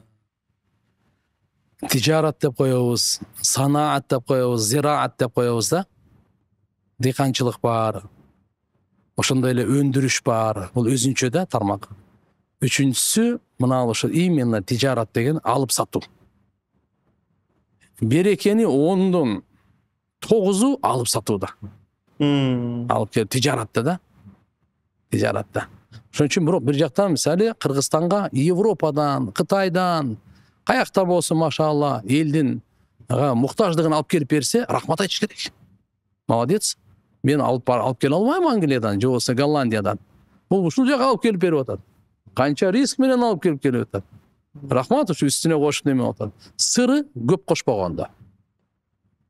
Ата канча кошсоң боло берет. Проблема жок. Мисалы, могу ручканы сиз айтышыңыз мүмкүн. Кааласам мен мынакей 10 000 сомго сатам деп. Акыңыз бар 10 000 сомго. Болсо мен сатпайм, эчтеке эмес. Эмне үчүн кымбат деген, мен акым жок айткангачы. Сен каалай жагабы, ала бер, жакпайбы, албай эле кой. Анан ал жерде турат 100 сомдон. Бирок меники 10 000 сом. Ну и что? Мисалы, мүлк сиздики ээ болгондон кийин кээ бирлер сурап калат да, канча үстүнө кошсо болот депчи. Канча кааласаң кошсо болот. Башкаларда деле бар ручкалар. Бирок единственный ун менен буудай маселелери бар го, окмай. Аларга элдин муктаждыгына пайдаланып үстүнө кошсо болбойт. То есть канча үстүнө көп кошсо болбойт, имею в виду. Кичине кошкула. Только буудай менен эме деле. Сеп адамдын муктаждыгынан да бул. Любой ушундай адамдын муктаждыгы керек болуп көз чачырай турган нерсе болуп калса, аны даже мен айтаар элем да, андай антимонополия бар да биздечи, билесиз да. Буну мамлекет жеке менчикке бербеш керек иштеткенге. Бензин болуп калса, жалпы элдин муктаждыктары бар го, бир бааны кармап, машалла. Калгандарына мели, мондай стол сатасыңбы, канча сатсаң өзүң бел. Ал жерде уже конкуренция способность кетиш керек. Сапатына жараша, машалла, алдыга өтүп тургунчу. Бул кетиш керек да. Вот, ошон үчүн иншалла азыркы айтаар элек, Кудайга шүкүр, азыр базар экономикасы өтө күчтүү өнүгүп кетти. Тем более интернет тармагында кандай күчөйүп кетти. Кандай болбойлу? Эки нерсе менен алайын. Биринчиси адалдын жолун издейли, сөзсүз. Экинчиси каниет. Каниет болбосо болбойт. Себеп дегенде мал мүлкүбүз, алхамдулилля, бизди Аллага баш ийгенге жардам берсин. Алладан ушундай байлык сурайлы. Алла, мага ушундай байлык бер, сага баш ийгенге жардам берген. Элдин кажетин бүтүргөнгө, ахиретти корганга. Мындай байлык сурайлы. Кутурта турган байлыктан пана тилейли. Кичине иштеге акча түшүп алса, көп кутуруп. Мен бир досумду да бир окуясын айтып берейинби? Айтып бериңиз, сөзсүз түрдө. Ал жаңы биякта соода баштап калды. Өзү укса деле күлөт болуш керек. Анан үйүнө чакырып калды мели деп. Анан дордойдо иштеп байып кетти да. Бирок биринчи иштегенде бир чыны менен аялы экөө алмак салмак ичет эле. Эки чыны жок. Хорошо? Ошондогу береке, ошондогу сүйүү, урмат башка эле дейт да. Бирок уже көбөйүп кетти да алар. Байып кеткенден кийин айтат, баягы рахат, баягы сезимдер жок тамыла дейт. Карач, каниет кандай чоң бакыт да. Каниет кандай чоң. Кийин кандай болду? Машалла, 5 вакыт намазга бекем, дуага бекем, зикирлерге бекем, чыйрактык, тырышчактык бар эле. Байган сайын условия кеңейип кете берип, уже адамды отургуза баштады да. Намазга тургусу келбей калды. Үйдө деле окпойсо болот да депчи. Мурдандай сөзү жок эле. Мечитке барып окуш керек дейт эле. Кийин барып туруп анча-мынча карап туруп, 5 вакыт намаздан анча-мынча кала баштады. Кийин анан 5 вакыт кала баштады, жума кала баштарды. Мына ушул нерсеге бизге жамандыкка төртүп койбосун да. Ошон үчүн мурунку началыбызды унутпайлы. Урматтуу байлар, бир касым жок учурда, катыган нан көтөргөн учурда ошо күндү унутпайлы. Дагы алхамдулилла, Алла Таалам бериптир азыр. Машалла, берешен болсун. Байды чыныгы бай деп кимди айтабыз? Берешенди бай дейбиз. Анан баягы зыкымдарды, жадныйларды ал бай эмес ал. Ал бай эмес ал. Ал сараң ал. Чындык алхамдулилля бай деп кимди айтабыз? Мынакей ким берешем март болсо, кимге? Үй бүлөсүнө, башкага бирөөгө эмес. Ушу тегерегинде кошуна, бала чакаларына, туугандарына, бейбечараларга бай болсо, берешем болсо, мына ушу чыныгы бай да. Ажеке алымдарыбыз сиздерден уккан жерибиз бар. Адам заты бул дүйнөгө келип, комфортту эмне үчүн каалайт? Бейиштин даамын татып калган, ошол бейиштегидей жашагысы келип, ошого умтула берет депчи. Негизи эле Курани Каримде Фатиха сүрөсүндө Альхамдулиллахи Раббил Аламин деп аламдардын Раббы деп мактоо келип атпайбы? Аламдар тууралуу айтып берсеңиз, кандай аламдар бар? Биз каяктан келдик негизи? Сиздин сурооңузду ошо кошуп айтып кетсем, биз көбүнчө айтат го, биздин эмебиз, родинабыз бул бейиш, биз бул жакта эме болуп жүрөбүз, биз бейишке барышыбыз керек деген сөздөрдү угуп калгам. Бул канчалык? Дүйнөнү биз пайдаланышыбыз керек. Дүйнөдө бекер эмес да. Алла Тааланын берген нематы да кадырлашыбыз керек. Ошон үчүн мисалы исрапкерчиликке, дүйнөнү тепкенге, таштап койгонго, бузганга уруксат эмес. Бир ушул жерде туруп алып, ахиретти куруш керек бейишти. Унутпаш керек, түбөлүктө бара турган жайыбыз каяк экенчи. Түбөлүктө кайдан келдигер ошол жака кетишибиз керек. Бир жерде дагы айтып коеюн да, бир неме бар да.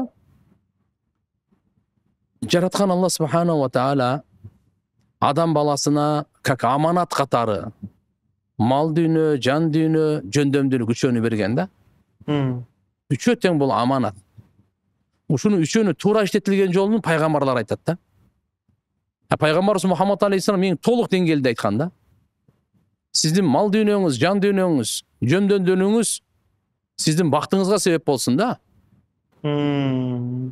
Ошого канткенде сиздин мал дүйнөңүздүн баасы Алланын алдында, жан дүйнөңүздүн баасы, жөндөмдүүлүгүңүздүн баасы Алланын алдында бийик болот, көтөрүлөт. Ушунун жолун пайгамбар айтат. Пайгамбарлар мына ушун үчүн келип айтып кеткен да буну. Туура иштеткиле депчи. Ошон үчүн кээ бирлер мына мал мүлктү канча условия мисалы берилди, мейли берилди. Бирок ошого адамчы өзү условия көп көнө бербеш керек. Кандай десем, кичине курбанчылык, зайыттык жолу менен кетиш керек. Напсин көндүрүп койсоңчу, кыйын. Напсини көндүрүп койсоң кыйын. Напси кандай көнүп калат? Дайыма эле тамак эмес, орозо деле кармап тур кичине. Каршы, мисалы да. Бул дагы алхамдулилла напсин кичине кармап турганга да. Ошондой эле мисалы байлыктар келип атат. Биринин үстүнө бирин ала берип зачем? Ошо бергениңи, кийгениңи бирөөгө берип кой хотя бы. Имам Малик рахматулла алейхтен айтылат, айымда алда киши бай болгонго 361 жылдачы 360 кийим кийчиген да. Чоң имам кандай? Десе ошо бир кийип эле шакиртине белек берет экен да. Анан мен буну көп ойлогонмун да. Эмне үчүн 365 эле койсо, кийин ана бир эсиме келип кетти. Көрсө 5 күн ажылык болот турбайбы? Ал жерде ихрам кийесиң да. Мындай кийим кийбейсиң да. Ушунда машалла, мисалы тип жан келген, бирөө берипчи кара. Кудайга шүкүр, ошон үчүн иншалла баардыгыбыз бирибизге бергенге жетпейт. Иншалла жардам колун сунганга жетпейт. Ал эми азыр аалам боюнча айтып кеттиңиз. Эми Роббул Аламин аалам толтура. Ааламдын санын, акыйкатын, точно санын жараткан Алла Тааладан башка эч ким билбейт. Бирок мына адам бизге тиешелүү ааламдар 5. Экөөнөн өтүп, 3-сүндөбүз, алдыбызда 4-5 турат да. Биринчиси алами арвах деп коет. Рух, жан дүйнөнүн ааламы. Алла субханаху ва таала адам атабызды жаратканда эле жандарды ошондой эле жараткан. Ошон үчүн белинен чыгарып туруп убада алган, келишим алган. Нааман деген өрөөм бар. Меккеден чыкканда Арафат, атым эле Таифка кетип атканда Арафат майданы чекеси болуп калат. Нааман деген өрөөм бар. Муслим шарифте хадис, сахих хадис, достоверный хадис. Ошол жерде айтат, Адам алейхиссаламдын белинен кыямат күнгө чейин келе турган урпактардын баардын рухтарын чыгарган да. Анан Алла убада алган. Аласту би роббикум дегенде колу бала.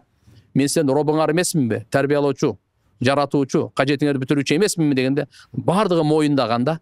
Сен биздин робубузсың депчи. Кайра адам атабыздын белине киргизген ал. Алами арвах дегени рухтардын ааламы. Бул бөлөк. Өзүңүз жакшы билесиз. Адам баласы рух жана денеден турат да. Экөөнү бириккенде ушуну инсан дейт. Эгерде бул денеде рух болбосо, аны труп деп коет орустар. Аны инсан эмес да ал. Өлүк, майит. Ошон үчүн эки нерсе. Рух өзүнчө бул. Бул өзүнчө махлук, өзүнчө жаралган. Биздин жан дүйнөбүз өзүнчө жаралган. Денебиз өзүнчө жаралган. Биринчи алам рухтардын аламы. Экинчи алам бул алам бутуни уммахат деп коет. Энелердин ичиндеги алам экен да. Эненин ичиндеги аламда дене түзүлөт. Бул татаал алам. Кичинекей алам болгону менен өтө татаал. Бул жерде бир көзү жок болуп калса, эне ичине чыккандан кийин ал көздү эч ким бере албайт. Кытайың жасалмада чыгара албайт ага. Андай көз эч ким, бүткүл дүйнө 8 миллиард инсан, профессор, академиктер биригип туруп бир көз бере албайт ага. Эненин ичиндеги бул алам жөнөкөй алам эмес бул. Өтө татаал укмуш алам. Бул экинчи. Ал жерде мына 4 айга чейин дене курулат. 4 ай 121-күнү буга баягы рух аламдан буга жан салынат. Бунун жаны салынат дагы, экөө биригет анан. Чогуу калган күндөрүн толуктайт. Мүмкүн кээ бирлер 6 айлык болуп чыгып, 7 айлык болуп калып атат мисалы да. Көбүнчө 9 ай ал. 9 ай 9 күн көпчүлүгүнө карап айта берели. 9 ай турат болду. Эненин ичине чыкканда чогуу чыгат булар. Дене рух менен чогуу чыгат. Суноо дүйнөсү. Азыр мынакей 3-чү алам дене менен рух чогуу биригип туруп сыноодон өтө турган аламдабыз да. Мына дүйнөнүн ичиндебиз да. Будан кийин барзах деген алам бар. Барзах алам. Дене менен рух ажырай турган алам ал. Бул барзах аламы, эмне барзах деген парда деген занавес. Ал канча кыямат күн менен бу дүйнөнүн ортосунда алам бар. Ал барзах алам. Азыр канча адам атабыздан бери өткөндөрдүн бардыгы барзах аламда. Булар бардыгы барзах аламда. Пайгамбарлар болсун, кафирлар, мусулмандар, ким дүйнөсү күн сайын өтүп атат го, барды барзахта. Бары күтүп атат. Көбүнчө ошо барзах аламды мунучу аламы кубур деп коет, кабырлар аламы деп коет да. Себеп дегенде көбүнчө кабырга коюлат экен дагы, ошон үчүн атак общий мындай негизги бунун названиясычы барзах. Себептен мындай суроо пайда болуп калышы мүмкүн да. Кабырга коюлбай калса эмне болду? Ага каякта калды кабыр аламы? Мисалы, карышкыр жеп кетти. Болот го? Болушу мүмкүн. Акула жеп кетти. Акуланын ичинде калып кетти ага. Ага каякта калам? Күйүп кетти, күл болуп кетти. Жерге көмүлбөй калды. Асмандан түшкөнгө чейин эле күл болуп кетти. Өрттөлүп кетти, эчтекеси жок калган жок. Мынандайлар бар го. Ошон үчүн булар барзах аламда. Ойлобосун эчтеке калган жок депчи. Ошон үчүн көбүнчө кабырга коюлгандыктан кабыр аламы деп коет. Атак барзах аламы. 4-чү алам алдында турат. 5-чи акыркы бул ахирет аламы. Түбөлүктүү бейиш, түбөлүктүү тозок. Азыр биз экөөнүн өтүп 3-сүндөбүз. Алдында өтө серьезный бурумдар, ашуулар турат. Алардын бардыгына ошон үчүн Алла Таала бизге Куранда кабар берип койгон пайгамбарлар аркылуу ыйман жакшы амалыңды оңдой бер, келечек сеники. Бакыт сеники дейт. Мындай айтканда, барыбызда эле ушу сөз бар го, аз калды деген. Ааба.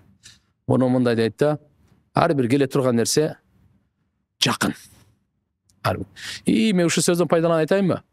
Бир жерде китеп окуп алдым да. Ал жерде мындай деп турат. Имам Шафии деген болгон, өтө алым болгон да, 4 мазхабтын бирөөсү башчысы ошол. Шафицкий.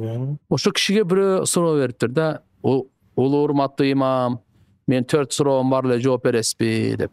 Эмне десе айттыр. Кыйыныраак. Кыйын не? Кыйыныраак. Таң калыштуураак. Макулбу? Жакыныраак деген суроолорго жооп бериңчи депчи. Важип, мындай милдеттүү, важибирээк. Ушу 4-өөнү суроо берген да. Ушу кантип чечмелеп бересиз дегенде айткан. Бардык адамдар тооба кылуусу важип, бирок күнөө кылбай койгону важибирээк. То есть тооба кылуусу, Алладан кечирим сураганы бул милдеттүү, важип.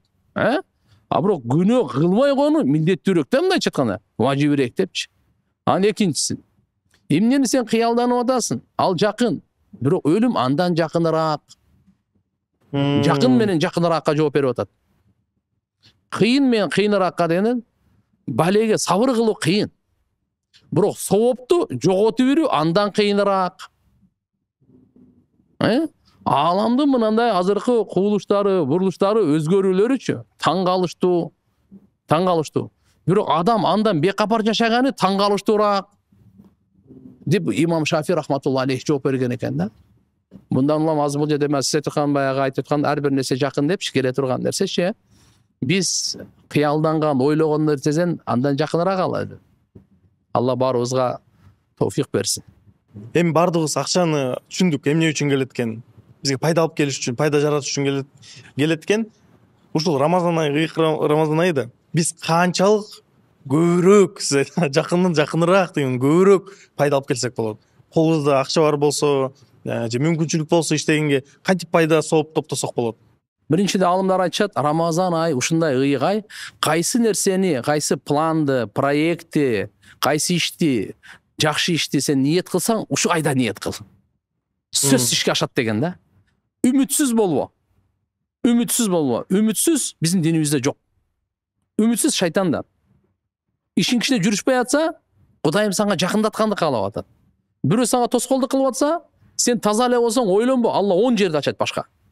Бир жер тосулдубу, 10 жер ачылат сага. Сен адам главный сен Алла менен болгон чынчылдыгың керек. Алла менен болгон сенинче байланышың керек. Аллага болгон үмүтүң, коркуң, Аллага туура жакшы күмөндө бол. Мен канча иш баштадым, жүрүшпөй калды анда мында. Ничего такого. Сөзсүз жүрүшөт. Просто Алла таалам сени сынап атат, өзүнө жакындатыш үчүн. Сени канчалык бекем экенин көргүсү келип атат. Канчалык мээнетке, канчалык Аллага болгон үмүтүңдү арттырып, ошону көргүсү келип атат Алла таала. Так что иншалла мына Рамазан айы бардык жакшылыктардын башаты. Ниет кылып, ошондой ушул жерден жакшы проекттерди ниет кылыш керек. Мен үй саламын, элдерге машалла пайдам жетсин. Мен тамак жасайм, элдерге пайда жетсин. Мен элдердин ден соолугун карайм, элге пайда жетсин. Мисалы максатыбызга чакырам. Кандай? Пайда бар, проблема жок. Шүкүрсыз чакырам, ушунду ниет коюп. Жакшы ниет кылгыла. Кудай кааласа иншалла Рамазан айдагы ниет вообще башка. Бул сверхскоростной болчу. Өтө бир күчтүү да болчу ниети. Скоростной поездда эле жетеби? Ой, иншалла Кудай Алла таалага бул өтө бат жете турган. Бар себеп дегенде пайгамбар айтканда, "Иза дахала Рамадан, футихат абвабус сама." Bir rivayette futiha abwabul janna. Bir rivayette futiha abwabul rahma. Bir Ramazan ayı girgende, şu Ramazan ayındayız da hazırç. Bir işni eşitler açılat деген. Райымдуулуктун эшиктери ачылат. Асмандын рызкынын эшиктери ачылат деп. Так что иншалла мына именно Рамазан айда аябай ниет кылып, оозачар учурунда көп, саарлык учурунда, эки учурда көп дуа кылыш керек. Я Алла, иншалла мага адал рызкы бер. Каниеттүү рызкы бер, берекелүү рызкы бер. Мойнумда кичине карызым бар эле, өзүң ялы жардам бер, мен кутулайын депчи. Жана башка нерселердин бардыгын Рамазан айда ниет кылыш керек. Кудай кааласа анан иншалла Алла таалам берсе чогулта албай каласың. Машалла. Алла айтса, биздин ар бир көрүүчүбүзгө ошондой буйрусун. Буйрсун, алхамдулилlah. Менимче биз бүгүн бизнесте айкаштырып баарын сүйлөшүп кеттик. Сизди мен таанышуулукту буга чейин айттым го, көрүүчүлөргө да айтып кетейин. Биз максатыбыз канчадан чакырып албай жүрдүк. Айтып атпайсызбы? Рамаданда ниеттер быстро принимается деп сразу келди го. Мен өзүм шок болдум келип калганыңызга. Алхамдулилlah. Келгениңизге ыраазычылык билдирип кетмекмин. Анан өзү дуа айткандан устаздар бана кооз дуа айтат го. Дуага да эңсеген нерсе сизден дуа уга алсак, сиздин ошол биздин подкастыбызга, биздин көрүүчүлөрүбүзгө бир дуа алып алсакпы деген ушундай тилегибиз бар эле. Анда ушу мен Кудай калса дуа менен бүтүрөйлү. Кийинки жолугуштарда дайыма жакшылыкта жолугайлы. Сөзсүз. Силерге ийгилик, чакырганыңарга чоң рахмат. Элибизге пайдалуу болсун деп мына маектешип Рамазан айдын берекесинен пайдаланып отурабыз. Амин. Алхамдулилlah, вассалату вассаламу аля расулилlah. Роббана атина фид дуния хасана ва фил ахирати хасана ва кина азабаннар. Жаратканым баарыбызга дүйнөнүн жакшылыктарын, ахиреттин жакшылыктарын берсин. Баарыбызды дозок отунан Аллахым куткарсын. Пайдалуу билим берсин, ыймандуу урпак берсин, адал рызкы берсин. Баарыбызга улуу даража берсин. Жараткан Алла таалам силердин ооматыңыздарды берсин, ишиңиздерди оңунан чыгарсын. Дүйнөнүн кордугунан, ахиреттин азабынан сактасын. Мына куттуу Рамазан айда отурабыз. Алла таалам ушу Кур'аны бери, Кур'аны Каримди түшүргөн ай, Кур'андын урматынан, Рамазан айдын урматынан бүткүл ааламга Аллахым тынчтык берсин. Ааламдагы инсандардын баарына ыйман, хидаят, туура жол көрсөтсүн Аллахым. Бардык мусулмандарга ынтымак, таквалык берсин. Урушкандар жарашсын, оорулар шифа тапсын, адашкандар туура жолго Алла субхана ва таала салсын. жараткан Алла субханала таала ошо куттуу айдын берекесинен элибизге, журтубузга, мамлекетибизге Алла таалам жакшылыктардын эшигин ачсын, жамандардын эшигин жапсын, туткан орозолор кабыл болсун. Жараткан Алла таалам бардык күнөөлөрүбүздү кечирсин, ата-энелерибиздин, бир туугандарыбыздын күнөөлөрүн кечирсин, жалпы мусулмандардын тирүүлөрүн өткөндөрдүн күнөөлөрүн кечирсин. Аллахым райымына алып туура жолдон адаштырбасын. Имандан эч качан ажыратпасын, эл караган жүзүбүздү жер каратпасын. Аллахым дүйнөдүн дагы ахиреттин кордугунан сактасын. Ыраазычылыгын, бейишин сурайбыз, нарасын тозогуна пана тилейбиз. Жараткан Алла таалам дуаларыбызды кабыл кылсын. Сиздерге ошо чакырганыңыздарга, сиздердин ошо кызматкерлериңиздерге, көрүүчүлөрүңүздөр, күйөрмандарыңыздарга бардыгына жараткан Алла таалам бакыт таалай берсин. Uzun ömür için den soluk versin. Allah Teala baktısızlıktan saktasın. Rabbana atina fid dunya hasana ve fil ahireti hasana ve qina azabannar bi rahmetike ya erhamer rahim. Allahumme salli ala ve seyyidina Muhammed. Машалла. Сизге бизге келип убактыңызды бөлүп кеткениңизге чоң ыраазычылык билдирип кетем. Чын жүрөктөн мындай аябай бизнес жагынан да мындай да мотивация берип турган сонун подкаст болду. Урматтуу көрүүчүлөр, ушул жерге чейин көрүп, анан ыйык Рамазан айында бизге жактыруу баспай кетсеңиз билбейм кандай адам экенсиз. Мындай жаман сөздөрдү айтпай эле коеюн, бирок эми жакшы адамсыз. Биз жакшы адам. Жактырууну басып бизге катталганын унутпаңыздар. Демек кийинки чыгарылыштарда дагы устаздар чакырганга аракет кылып атабыз. Рамазан айы биздин поле битвыбыз деп коебуз. Эми даваттан берип бизден пайда алганын унутпаңыздар.